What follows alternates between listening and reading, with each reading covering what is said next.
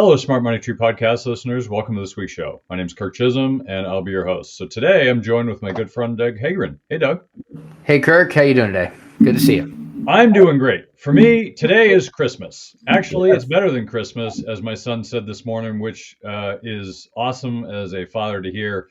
On Christmas, well, for those of you who don't celebrate Christmas, you'll just have to play along. Pretend like you do, right? So at Christmas morning, everyone's excited the night before, like, oh, I can't wait for Christmas. It's awesome. Nobody can sleep. My kids are up till 2 a.m, and then they wake up at 3 a.m. for Christmas. It's like just a crazy time. And as a parent, you're like, can we just start Christmas at 10 a.m, please? Like, this isn't Christmas for me.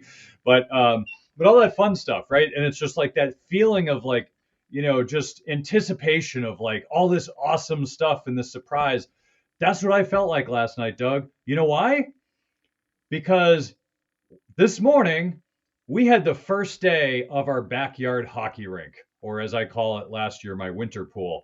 So we put this thing up about a month ago, and of course the weather has been between 30 and 40 degrees all winter up until this week. So even if you could get even a little thin layer of ice, the sun would just wipe that off in about 5 seconds because we had like 50-degree weather after a snowstorm last week. We got like 8 inches of snow, and then the next day was sunny, and all the snow disappeared. The 6 to 8 inches completely disappeared from everywhere. So we had a great start. As you could tell, I'm a big Team USA fan, right? We had this has kind of been a thing. We started doing it last year. My boys went to Lake Placid for hockey tournaments, and unfortunately, the teams couldn't get their crap together. So one went one weekend, and the very next weekend, my other kid went. Like, you couldn't go on the same weekend, so we could all do it. Anyway, awesome experience. If anyone has kids and they play hockey, you have to take them to Lake Placid. I assume if you're religious, it's like kind of going to like Mecca or wherever the centralized places of your religion. Like, it is just magical. Like, if you don't know what it's about, watch the movie Miracle. It's a Disney version of this stuff, but it's unbelievable. And just the sentiment, you just start feeling tingle. You get these tingles all over your body when you're there. Like, this is where it all happened. I got to my kids played on the 1980 rink. I actually got to skate around the rink, which is really cool. It's kind of been commercialized, but it's so cool. Anyway, so we're up there. We got these T-shirts. So I got my kids. Everyone got their own T-shirt. I'm Silk. That's the name of my shirt. There's McClanahan and O'Callahan are my kids. So obviously the big stars of the movie is what they wanted. But we had a good time this morning. Went out. My kids out there 5:45 in the morning. Woke me up. And we went out there and skated until they had to go to school. And so we anticipate having our whole neighborhood over here this weekend because nobody can resist a big piece of ice in somebody's backyard. So yeah, I'm excited, Doug. This is a good one. I'm full of energy. I want to get back out there. So we gotta hurry up and satisfy the listeners so I can go out and satisfy myself in the rink. I don't want to bring a tear to your eye, Kirk, but it's been basically round zero, slightly negative, slightly single digits. The outlook coming up for the weekend is we're going to be in the high 40s. So, enjoy your ice while you have it, but you might want to not put away those swimsuits yet because I think you're going to be swimming in about a week. No, actually, as of Monday, Doug. So I've been watching this like a hawk. Today, the high of 29. Tomorrow's 20. The next day, 26. And Monday's 37. Then 38. Then 42. Then 51. Then 38 and 42. That's the outlook for my rink. So I have today, tomorrow, Sunday, and probably Monday, or maybe even Monday night, depending on how hot it gets. My prognosis is I'm gonna be skating on that ice until I fall through it. Have you considered maybe next year just building yourself a putting green or something? Because the way that there's no such thing as climate change supposedly, but I don't know. Your ice rink's been under a lot of duress the last couple of seasons.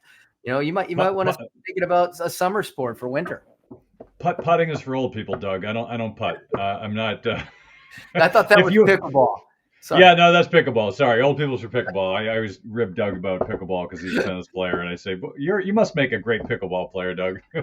I am. It's pretty Oh easy. boy, it's good times. Well, all I can say is this for me is the best time of the year. Last year we got 6 days of ice in the backyard. My break even for doing the rink is 5 days, so we were a win last year. This year we got Friday, Saturday, Sunday, maybe Monday. So I've got 3 to 4 in there. We'll see. Maybe we can squeak out 5, but I'm hopeful now that we're towards the end of January that we might get another one in February. But honestly, with this climate change going on, we're having a warm winter, so we'll see. We'll see what happens from here. But all I know is I'm enjoying the moment, and I will keep all the listeners informed. I might do an episode just from the rink, just because why not? Those of you who saw me on LinkedIn last year, I did an episode called the Winter Pool, uh, which it was what we called it because it never froze. But it was a lot of fun. Anyway, you guys aren't here to listen to me talk about hockey. If you are, I can talk. You just let me know, shoot me an email. But we're here to talk about investing. So let's talk about investing. So let's dive right in. So um, we're going to talk about a lot of stuff. But one thing I did want to kind of start with, because I thought it was interesting, is there was a let's see, a new paper. It was on Twitter, but this new paper basically did an analysis of news coverage between 1850 and 2020. And it finds that the news has become increasingly negative across all states in the past half century. Um, I don't know about you, but 1850 to 2020 is a little bit more than half a century. So maybe what they meant was 1950.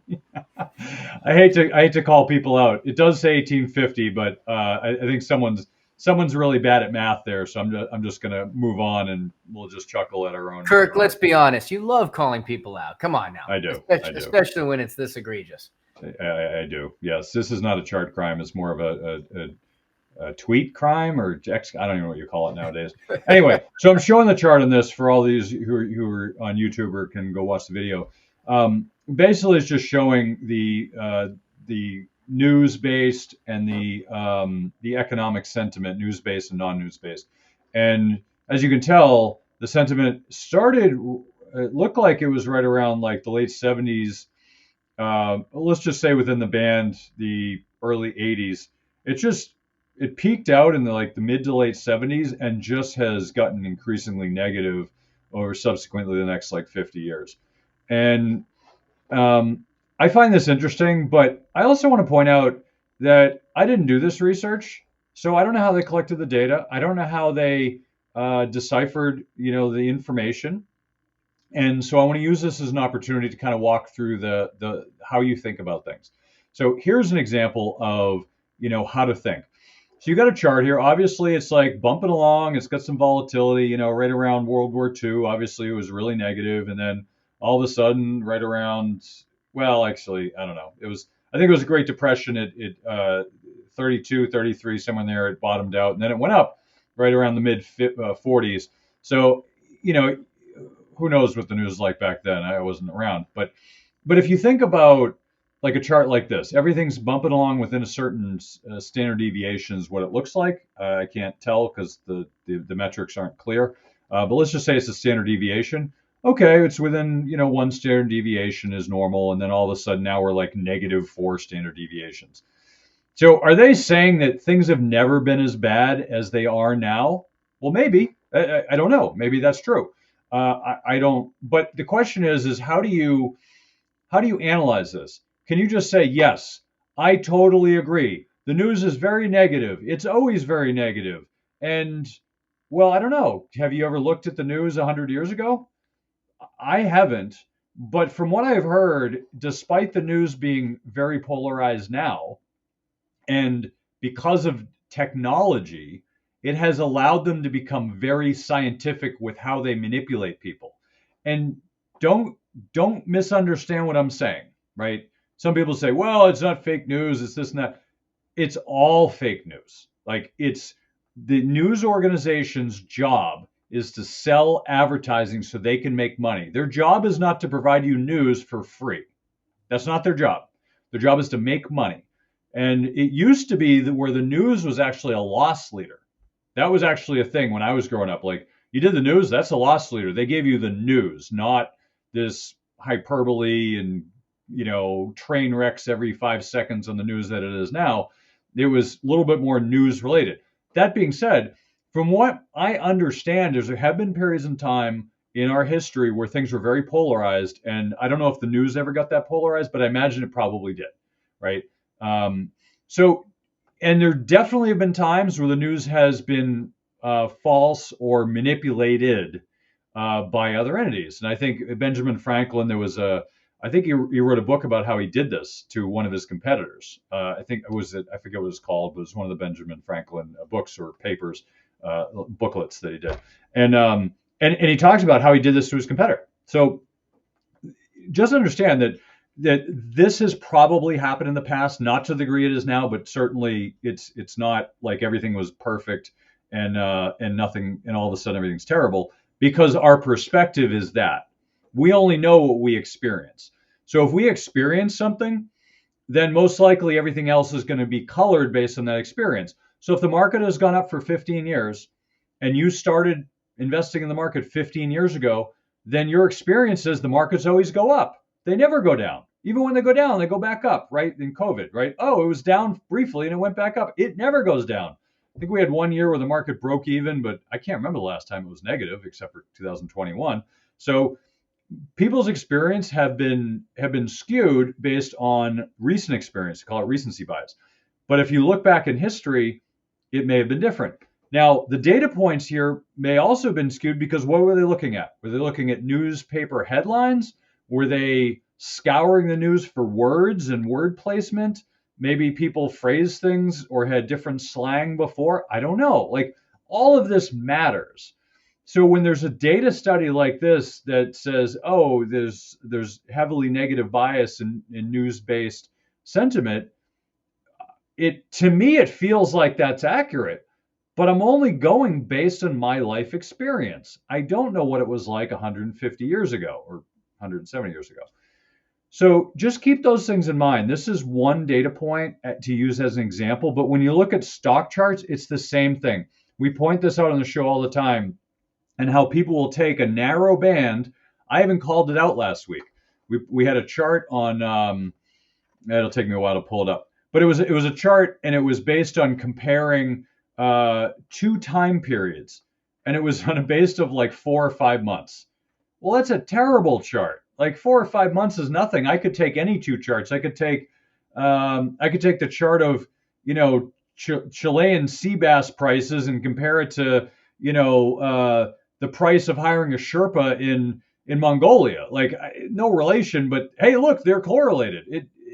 People do this all the time, and it sickens me that this happens. So when I do it on the show, I try to call it out because I'm doing it to provide another example, not to commit a chart crime myself. Because we do rip on enough people that I don't want to be a hypocrite. And but sometimes when we see it, and here it is, I'm going to show the chart. This is the chart, the inflation cycle mirroring the 60s through the 80s. Now, in my head, we showed this last week, and this is not an example of the short period, but it's an example of trying to do an overlay and saying, oh, look, it's exactly the same. It happens to correlate. Will it continue? I don't know. I suspect it might, but I don't think it's going to look exactly like this. I think that would be kind of more of a higher expectation than you should have. Do I think inflation is going to go back up? Yes, I do. I was wondering how it was going to happen until the Hamas attacked Israel, and until then, I was thinking, how's inflation going to get back in the picture? Then that attack came, and lo and behold, now we've got inflation back, and from what I've heard, and shipping rates have gone up 15% in like the last week or two, and the container ships have to sail way around the high conflict channels now, so the shipping costs have gone way up. It hasn't necessarily got impacted on the prices yet, but it will. Point being is that higher inflation is ahead of us. It's not going to continue lower. We had a little bump up in the last time, like 0.2%, but That's nothing yet. But I do think we're going to start to see higher inflation, and you should prepare for that. So while I don't think it's going to mirror this chart, if it does, I will definitely call myself wrong, because I think I think it's just wishful thinking that it'll compare exactly. Is it going to be similar? It might be. I think we'll definitely get higher inflation than we are now. We might get to 5 or 6 again. I don't think that's out of the realm. Will it get to double digits? A lot has to happen for it to get to double digits, and I don't see that in the cards. But who knows? We get the price spikes, the oil gets shut off in the Middle East, or there's a war, or some big thing happens in Europe. Yeah, it very well could go up, but I can't tell the future, so I can't say. This is a public service announcement. Hi, my name is Kirk Chisholm, and I'm with the government, and I'm here to help. Doesn't that sound reassuring? Well, let's talk about how they're helping. The government needs your help to make our money worthless again. PPP loans, student loan forgiveness, helicopter money. Let's keep the party going until our money is totally worthless. Don't think it can happen? Sure it can. Just ask Zimbabwe, Venezuela, Greece, Germany, Hungary, Greece, Yugoslavia. Did I say Greece? As a loyal listener to their show, I want to give you free money. I'm giving away free money in one of these hyperinflationary currencies. Go to www.moneytreepodcast.com/free money and follow the instructions to get your free gift. I have a large audience and only a limited supply of these currencies. I'm not the Federal Reserve, so I will run out at some point. Make sure you get yours before I run out. Go to moneytreepodcast.com/free money. Follow the instructions and get your free money today. What are you seeing out in the world today? Well, what I'm interesting. You made one of the things you said that I thought was poignant is I actually knew someone that was just out abroad, and they were having a conversation. I forget which country they were in, and I thought it was really funny. They said, what's really interesting is the difference between us and Americans is we know that our media is manipulating, and you don't. Yeah, that was last week. Yeah, we talked about that last week. Yeah. So and they were from the UK, by the way. Yeah, exactly. They were in the. That's right. They were up there. They were in. I think it was Ireland, is exactly where they're hanging out. So anyway, it's just it's one of those things where it's still continuing to be fed a lot of stuff that we have to. You really have to sit back, and I always tell my kids, take a moment where everything you're being told, everything you're being heard, think deeper, look deeper. This does not necessarily mean that you sit there and always take the opposite side of it either, because there's certainly plenty of people that will manipulate that data for you as well. We saw just a couple of things I've seen out there, and I think this to me, when we talk about inflation and we talk about where the trends of inflation are heading and whether or not they're going to go back up or go down, one of the things that we're still seeing a tremendous amount of inflationary challenges is, and we've talked about this before, haven't talked about it in a while, but it's real estate, right?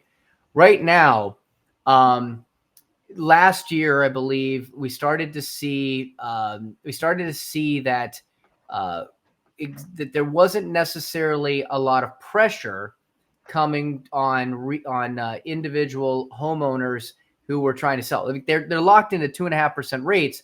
They're not under the pressure of selling. New builders were under the pressure of selling. So we started to see a little bit more of a supply, more of a supply come out of the new builds, and a little bit of a price decrease on new builds. We also started to see that, again, some news came out that what the builders were able to work with was some builder financing. They were also able to work with some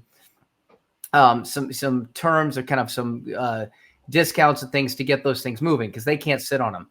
But new builders are struggling to deal with financing, right? Just like you and me and everybody else, it's getting harder to get more capital. More articles and more trend lines are coming out showing that it is going to be increasingly difficult to get capital, and lending is tightening. And there are some data that says we haven't seen this type of potential lending tightening since as it's a precursor to previous recessions. Okay. Because typically, what is one of the challenges that you run into? In order to have an expanding economy, you've got to have access to capital. Just like your household, businesses have got to be able to use capital to grow. A lot of businesses will deal with will deal with leverage in order to be able to get through payroll, to finance short-term, bridge needs like immediate costs like payroll.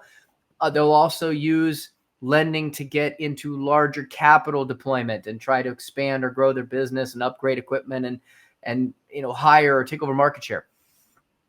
So this is becoming a bigger issue. Yes, interest rates have started to come down a little bit. Okay. But they have not, the Fed has not announced cutting rates yet. There's an anticipation, I think, was it 492 rate cuts this year, last I heard, Kirk, against the Fed maybe applied to. No, what is it, 9 now, they think? The Fed has not implied any of that. So even if the Fed comes to the middle ground, rates are still higher. And now you're starting to see that some of what I would call the real estate permabulls, who have said everything's going to be fine and dandy. I'm starting to see some cracks in that armor, although with unencumbered confidence. They don't want to admit that the impact of this, but we have gotten back to where we were at extremely unusual lows of interest rates for a long time. Okay. And people got used to 2.5% and 1%. We're back to where it is along greater lines of historic averages. Okay. And it's going to take time for markets to adjust to that. The issue is we still, we're still seeing housing major disconnect between the value of housing and what equivalent rents would be. We're still seeing rising rents. And so when we talk about inflation cutting back and following the trend line you were just showing on that chart, it's going to be very difficult to see all of a sudden a significant drop in inflation when what was leading to the rise of inflation was so significantly below average norms for access to capital, for financing. It's mathematical, right? If every Tom, Dick, and Harry, and I guess I could throw in Tina's and anybody else, so we're not, being, on one side here, don't want to be accused of, of being generous. Tom, Dick, and Harriet. How about that? Tom, Dick, and Harriet, right? But if we take a look at that, how, and this is simple math, and this is the thing I'm struggling with belief out there, because it's simple math. If the lower payment that you can get in 2.5 is able to be covered by a significantly larger number of people, and during a time in which we had tremendous money supply in the economy, okay, that money supply is starting to get reabsorbed. There's still charts out there that show there's quite a bit of money supply that's still, even though we're showing a huge drop in M2, the biggest drop in M2 money supply that we've probably ever experienced, that a drop does not mean it's all evaporated. It's still out there.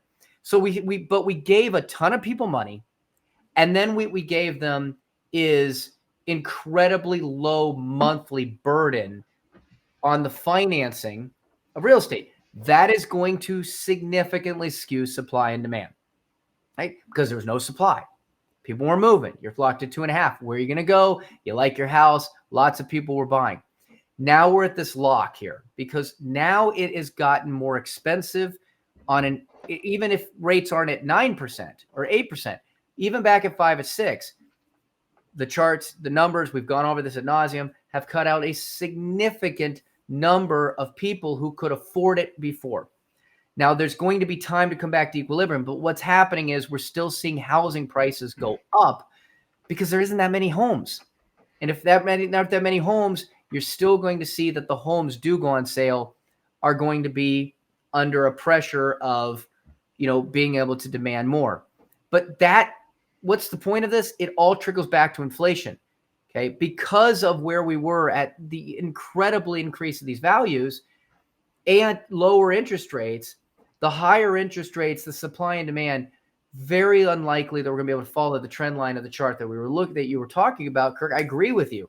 I don't see it. I mean, call me wrong if we end up being wrong here, but how I think the impact of the cost of housing, which is not, which falls into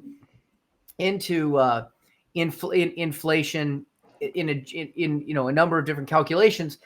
But the key to that is there is such a strain on household budgets. There's such a strain overall and over our costs. We still have, although we've started to see orange juice is cheap again, we're still seeing that a lot of the foods and things that we need are still being very expensive. And again, if shipping rates just went up, it's going to be harder to get it here. That leads to costs if that doesn't come back down. Do I think that it's going to end up coming back down at some point? Potentially. But I also think there's a lot of speculation still going into 9 cuts that seem to feel that all of a sudden the Fed is going to drive us back into 2% or even negative interest rates. It's just not happening. Yeah, no, it's interesting. So one of the things I want to point out a few things here, because you're right, Doug. I think we're in a precarious position when interest rates are really driving everything. They really are the linchpin of the financial system. So I want to share this chart from last week, and actually it was earlier this week. So it's no surprise to anyone that the SEC allowed Bitcoin to become an ETF. So I think 11 different companies created ETFs around Bitcoin. And what I find funny is all of you should watch this, not because it's Bitcoin, because I don't really care if it's Bitcoin or something else, but just watch what happens. I talked about it last week, but try to monitor it every day, but don't monitor it for the price. I don't really care where the price goes, right? Forget the underlying and what it is.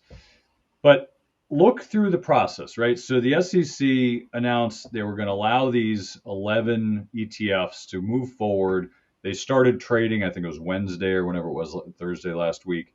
And immediately there was a bump up and then they just dropped like a stone.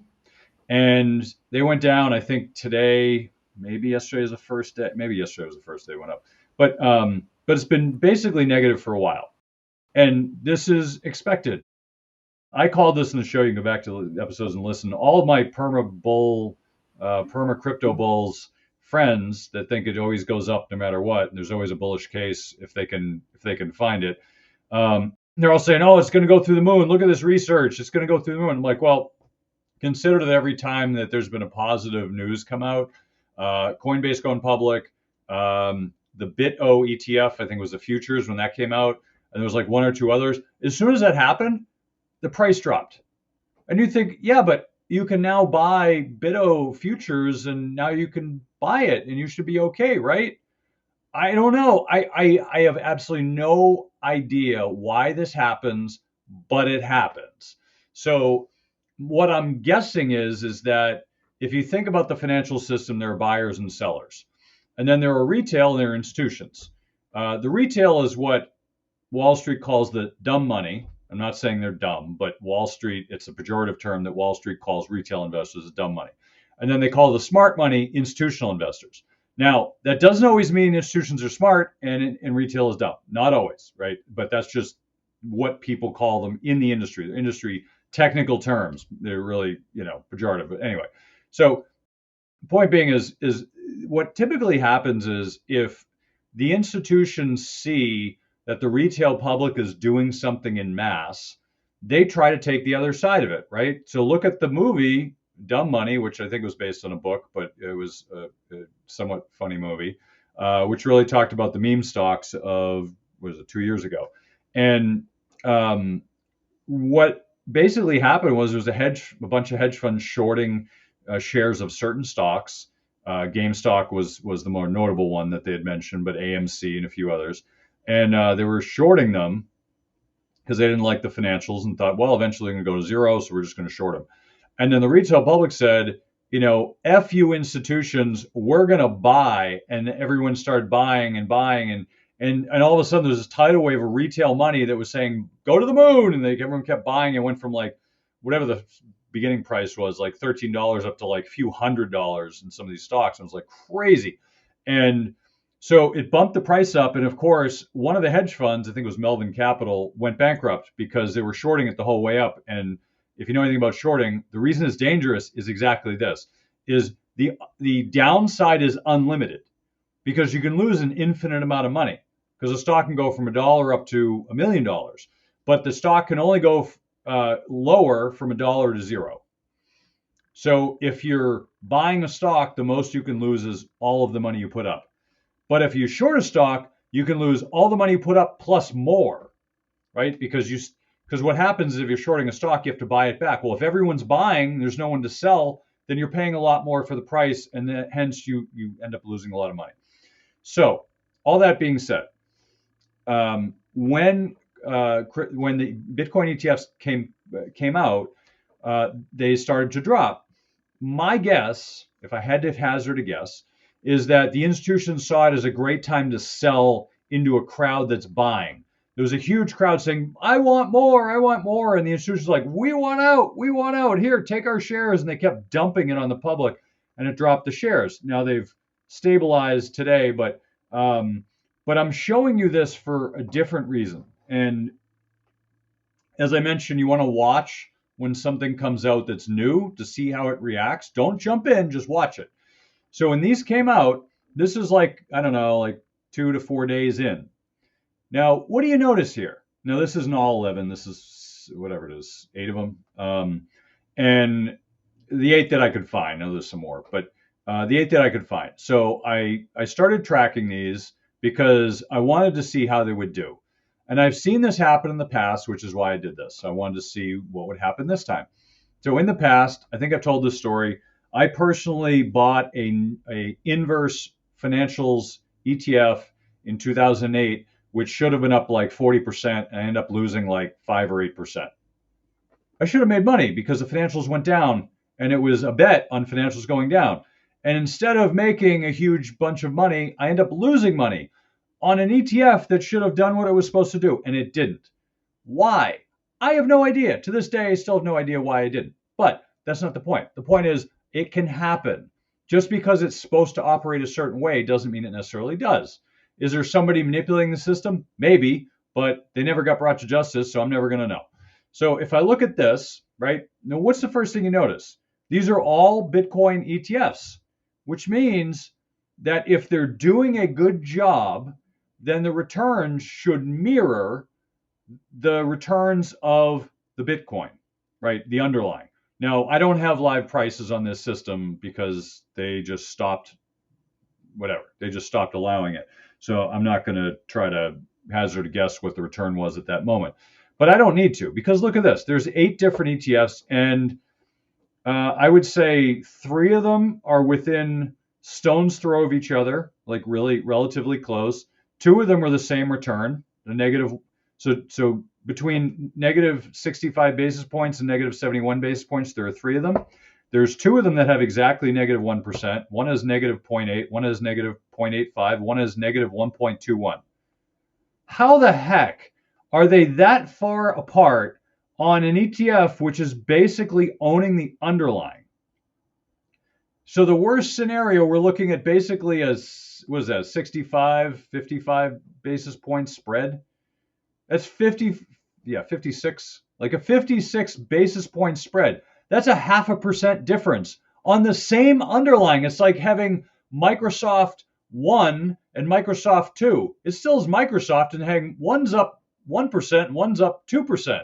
How is that possible? That's basically what's happening here. It's like, I'm buying orange juice. Well, you can buy it at $1, or you can buy it at $1.85. Which one do you want? I don't know. I don't know which one's correct. And what's funny is that you might say, well, obviously I want the 0.65 one. That's the Fidelity in this case. Obviously I want the one that lost the least. Okay, that's a good thesis. I didn't take a picture the next day, but I did look at it, and I noticed then the Fidelity one was down more than the others. So it's not that it's better and it performed better. It's just the volatility is all over the map. So it's a huge spread. And I'm sure people made a lot of money on this, by the way. The smart people did. But they all should center around the same return. And eventually I think they will, because they one was doing one thing and then another, and then it bounced around. It shouldn't happen, but it did. So the last reason I'm bringing this up, and I'll give it back to Doug, is that if you're trying to buy into something new, like a Bitcoin ETF, right? Originally, there was GBTC, which is the original closed-end fund that owned Bitcoin by Grayscale. Then came BITO, which was a futures. It basically owned Bitcoin futures, which is different from Bitcoin because the futures have a drag on it, which means over time it'll lose money just based on how the futures markets work. I don't have time to explain it here, but based on how the futures markets work, if you own futures consistently over time, you'll lose money because over time the drag is every time you roll, every month you have to roll it to a new futures, which eats up into your returns. So BITO wasn't the greatest strategy because of that, but it was a second choice. And then all of a sudden this came out and they're like, all right, everybody's got ETFs now. So there's a lot of rotation going on and moving between each other and all that. And I assume that's probably a lot of it because I saw some of the numbers and a huge bunch of money left Grayscale and went into others. But I wouldn't make any changes or even look around right now. And this is not a recommendation, by the way, until things settle. Like when the returns, if you can look at these 8 and see the returns are basically the same within like 2 basis points of each other, I'd say, okay, now it's settled. If you want to make a change, now's a good time. But until then, I don't know what it's going to be. Like, is it people selling huge chunks? They buying huge chunks? I have no idea. But that's how you should think about these things. Don't just jump in and be like, Bitcoin, I love you, and fly right into the fray with everybody else. Just be patient, right? There's plenty of opportunity. It's actually gone down, so if you waited, you probably would have a better price. But regardless, this is how you should think about investing. Don't just be run around by your emotions. Don't let emotions lead your logic. You have to think about it and say, all right, I don't need to be in the first day. It's okay if I'm not. IPOs are no longer a big deal because if you're getting in at $15, it goes out at 100. Well, you should have got in at 15. 100 is a little too late. So just think about what you're doing and don't be too hasty. Don't be too rushed to get into something so that you feel like if I don't get in, the world's going to end. I know a lot of successful investors who've never invested in Bitcoin and they're going to be okay. The world is going to keep on spinning. The sun's going to come up tomorrow. You don't need to own it, right? Don't feel like you need to because your brother, your sister-in-law, your cousin owns it, or your neighbor. Don't worry about it. No one needs to own this stuff or anything. Pick your poison. Pick what works for you and what doesn't work for you and go from there. Doug, you're up. Yeah. So one of the things I pulled, I threw it in there as a chart because you were talking about the To the Moon, the stonks. AMC Entertainment Holdings was one of them, and if you take a look at 2021, it went from roughly $4 to $5 a share after multiple years of extreme decline in its value, and of course, COVID did not help when theaters were closed. To all of a sudden, in what was a matter of days, it was driven. And I don't know if the hedge fund was squeezed on AMC or one of the other ones. I think it might have been AMC. AMC, it actually spiked to almost $600 a share in a matter of days. So, that the impact of a short squeeze on that and just driving up. And so that was a huge trend a couple of years ago of basically trying to get social media to rally to buy these companies that were, because if Melvin Capital used to publish who they were shorting, right? And a lot of these hedge funds would then publish who they were shorting, which then, because that became public data, then the power of social media, which say whether you like it or not, it can certainly rally for a cause, rallied to say, well, if we take the power of all of us and bet long against the published reports of shorts, then we can hold out longer than they can, force a short squeeze. What happens is instantly, in order to cover those shorts, the price spikes, and therefore those that got into it early clearly did well. But you can see what's happened since then AMC is now back to $4.42 a share. So unfortunately, and this is the scary part for investors getting involved with this. If you were one of the late comers to it, you ended up buying it at $300, $400 a share, and you can see what the impact of that ended up being. The other thing I wanted to talk about, there's been a new report. University of Michigan just published the Consumer Sentiment Report.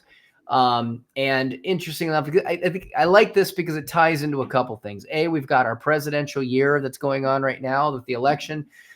We also have the conversation we had about the media and the impact, and the impact that it has. Interestingly enough, so we had been in a extremely bearish consumer sentiment for quite some time. We have seen a significant spike in consumer sentiment that just rolled out. I'm trying to get my screen here to kind of look at the data of where that ended up transpiring. Hold on. Actually, some stuff I haven't saved yet. It just hit a 2.5-year high. Again, that's inflation expectations easing. But the other thing that I think was pointed out very, very, very, very clearly is people are happier about the economy because they're hearing good news about the economy, especially employment. So obviously, one of the things that people will talk about is the impact of consumer sentiment on market outlooks and things like that. But remember, also be aware that consumer sentiment is very lagging. Now consumer sentiment is super high. Well, that was after a significant, run up in the markets last quarter. Guess what? Consumer sentiment was very low when was still low during those time. All of a sudden it goes up. Now people feel better. Okay. Respondents, this is coming from a post from a gentleman, Jared Bernstein. Respondents have been less likely since 2022 to hear good employment news than pre-pandemic, even controlling for the strength of the labor market. So again, as long as the news was coming out and they weren't getting positive news, then that created that emotional reaction, that bearishness. Now we're starting to get good news. Why? Because we're starting to hear, how many people are talking about these rate cuts? Oh, wow. Okay, now I'm feeling better. So we are extremely emotionally manipulated by the information that is given to us by means of mass media channels, which now, of course, includes social media, which some could argue now is the greatest mass of them all. The other thing that was interesting is taking a look and comparing the University of Michigan consumers' sentiment with incumbent vote share in presidential elections. And this chart goes back to, it looks like elections leading back to 1976. And so basically currently where we are, based on a higher level amount of consumer sentiment, we are sitting at a point right now where the expected incumbent share of a two-party vote, like, again, obviously the election hasn't happened yet. But if we go back to the last election that occurred, I'm trying to find it on the system, here, 2020. So 2020 consumer sentiment was right at about 80. Incumbent share of a two-party vote was below the blue line. Well, what happened in 2020? We had a changeover of the incumbent and we got a new president. Now, I'm not going to get into, many of you out there have opinions on what happened to that election. This has nothing to do with it. 1980, obviously what happened? We came out of Jimmy Carter to President Reagan. Look at where the blue dot was at that point in time. The incumbent share of the two-party vote based on consumer sentiment. Now we go back to some of the re-elections, 1996, 1984. We look at the incumbent share based on where consumer sentiment is and was. There's been some anomalies and some outliers on this. Obviously, 2000, where consumer sentiment was well over 100, but in 2000, 2000, was a, of course, that it was a, 2000 was a year. I'm trying to think, where my terms on that. So 2000 would have been,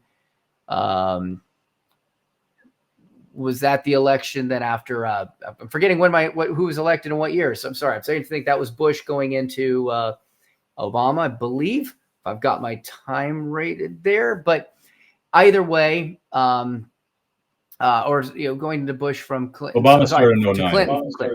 Thank you. I was thinking it was Clinton to Bush. Sorry about that. My apologies. I was getting off by a decade there. So obviously there are some outliers there, but you look at where consumer sentiment is, and this should really not be overly a surprise to anybody.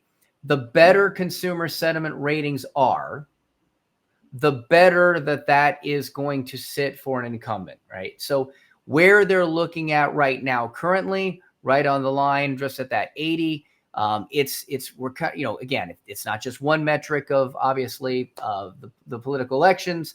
There's a lot of other variables going that go into that, but certainly this would be bullish for the Democrats if this consumer sentiment is maintained.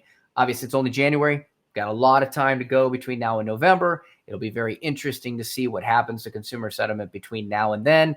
But I want to remind everybody, if the media has a significant influence on consumer sentiment, just be aware that what is being put out there has an impact on how that's going to drive that narrative. Now, obviously, they can only do so much. If all of a sudden the Fed does not come back and cut rates 900 times like has been predicted out there, then the stories may start to come out that may counter, and they may not have a choice as to say we're going, that the outlook is going in a different direction, and consumer sentiment may fall. So I just find this is an interesting one to track. We are in a presidential year. Causation, correlation, we talk about it all the time, but certainly there are some trend lines there about presidential elections and consumer sentiment. No surprise to anybody. If we're happier about how we feel, we're more likely to be happy about the status quo. It's actually a really important aspect of this is how people feel about the economy and consumer sentiment. And I think as you look at that old chart, you'd see that like consumer sentiment is off the charts. It's above 100, which is, the same as it was in 2000, which of course you remember 2000 was the peak of the tech bubble and everyone was happy about everything. So I would say the thing that you want to be mindful of here is, as we go into this year, we had a on paper a stellar year in the markets. The year prior, 2022 was a terrible year. 2023 seemed like a great year. But net, they kind of came out the same. Because 2021, December 31st, or I should think it was like 2 weeks before then, the market peaked out and then it dropped like a stone all through 22. So it was at the top, and then 2022, it went to the bottom. And then 2023 went from the bottom back up to the top again. Say, oh, it's doing great. But if you actually stop to look at a chart, and I am always amazed at how few people actually stop to look at a chart of what's going on in the markets. Now, I bring this up in large part because it's a big deal. Like most people just look at numbers. They're like, oh, what did the market do last year? Oh, it was up like, 5,000%. Oh, great. It was a great year. And then they look at the next year. It's like, oh, it's down 30%. Oh, that's a terrible year. And then the following year, it's like, oh, it's up like, 20%. But if you actually look at a chart, and the last 3 years are a good indication of this. If you look at the last 3 years, it actually hasn't gone anywhere. So starting in 2021, let's say January of 21, the markets were at the low point. And then by the end of 21, they're at a high point. 22, they went down to a low point. It's not the lowest in January, but the calendar year is actually a good marker. The low of 22 was actually in October, and then it went up a little bit, and then last year it was up. But if you look at the big scope, pretty much for the last 3 years, the market has gone sideways. Now, the range is relatively large, I want to be clear, but it still hasn't gone anywhere. So if you're just like, oh, the market's done great, it really hasn't. It's just rebounded off what happened the year before. And so if you look at it visually, you're like, oh, now I understand what's going on. Because if you're looking at your portfolio and like, my portfolio hasn't gone anywhere in like a while. Like, yeah, because that's how the markets have performed. And so if you're investing in an index, which most people are, then you're going to get index returns. If you're investing in something else, you're going to get returns like something else, right? You're you're going to get the returns that are attributed to the thing you're investing in. If you're invested in bonds, you're not going to get the same returns as the S&P 500, right? Probably not. You just have to gauge your expectations based on what you're doing. And so if you're looking at the S&P 500 as of today, the ETF, the SPY, is actually broken out to new highs, which, yay, it's broken out to new highs. We'll see what happens on Monday, but it's generally a good sign. If you close out the week on a high note, or especially all-time highs, it's a good sign. So we had a little bump in the road the first 2 weeks of the year, and things were a little rocky, but it looks like we're going up again. Apparently, people think that everything's fine and dandy, and there's nothing to see here. Go about your business, nothing to see, and everyone's just buying and flying. And I think that's kind of where we're heading for the short term. I don't think that's going to last the whole year, but I'm not surprised to see it bump up a little bit. So we'll see what happens as we enter a little bit more into the year. But I think everyone should be prepared for a lot of volatility this year. The one thing, if there was nothing else clear in the last few years, it was that there was a lot of volatility, and that's not going away. The war in the Middle East is not stopping tomorrow. The war in Ukraine is not stopping tomorrow. China is not going to stop trying to fight us, and we're not going to stop trying to fight them. Like, things are going to continue. The world's going to keep spinning, and volatility, and there's a presidential election year. So on the positive for the year, it's a presidential election year, which in the fourth year of a presidential cycle, statistically, is a good year. Also, if January ends up being positive, typically it's the first few days of the year or weeks of the year. If they're positive, that means it's a positive year. We didn't get that this year. We didn't get the Santa Claus rally, which are also bullish. It doesn't mean the year won't be bullish, but those are typically things people point to statistically. We didn't get that. We have hit all-time highs, which statistically, the chances are if you hit an all-time high, then you're going to continue to get all-time highs. That is just how things work. Now, I was having a conversation today, and then we're going to hand it off to Doug to wrap it up. I was having a conversation yesterday with a client about this, and we were talking about 2008. Now, in 2008, in August of 2007, the market dropped about 10%. And I remember because we made some changes in August of 2007 because of that drop. Now, subsequently, the market from that bottom point until the end of the year actually went up and exceeded the peak from before it dropped. So by the end of the year, the markets were higher, right around December. And then if you remember 2008, from pretty much January on, the markets dropped like a stone. But I point this out because a client had brought this up, and he was talking about, he's like, well, I remember you said that, you did this and you did this and at this time. And I was like, that seems very similar to what we're seeing now, is that the market hit a high point, then it dropped significantly, and then it went and met the former highs, and in this case exceeded a little bit, and then started to drop the rest of the year. I don't know if that's going to happen, but it is something that I'm thinking about, and it is something I'm focused on, because if the market keeps going higher, we'll find a way to participate. If it doesn't, then you got to be prepared for that, because I don't know if we're going to see another 2008.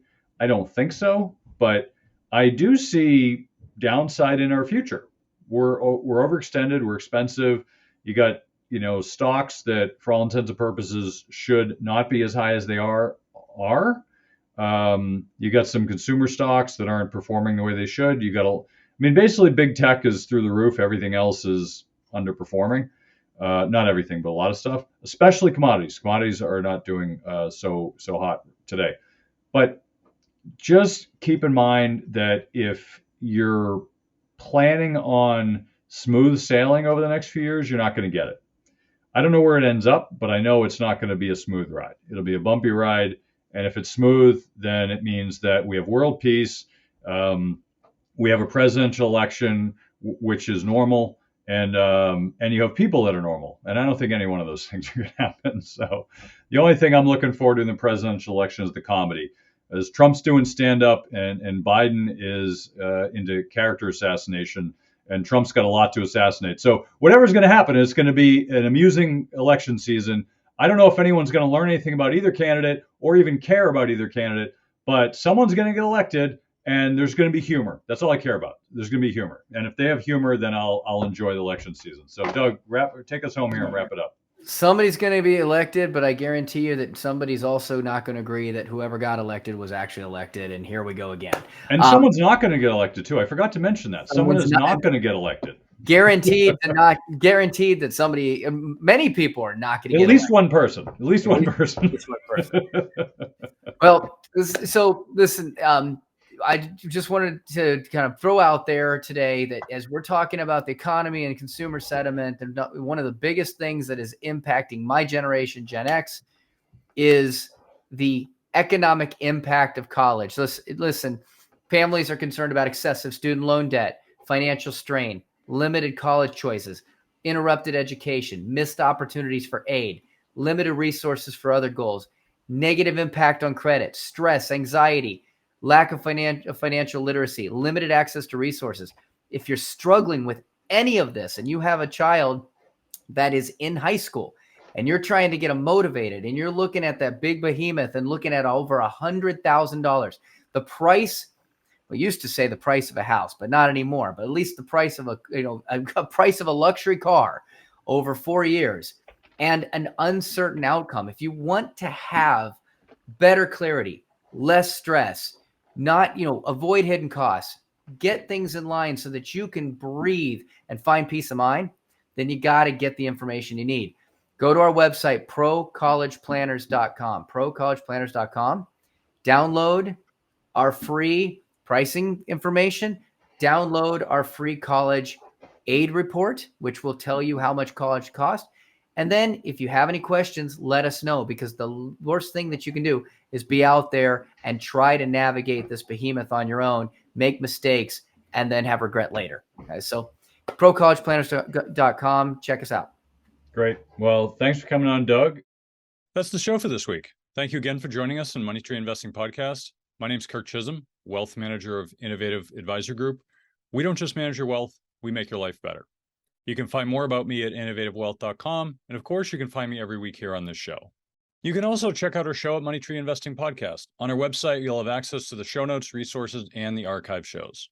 Please remember to subscribe on our YouTube channel for immediate access to the new shows when they're released. When you subscribe to the show, it allows us to get access to some of the top minds of investing in personal finance. While you're here, please leave a comment and question if you want us to address it on the show. Have a great week ahead, and remember, no one will care about your money like you do, so invest in your life.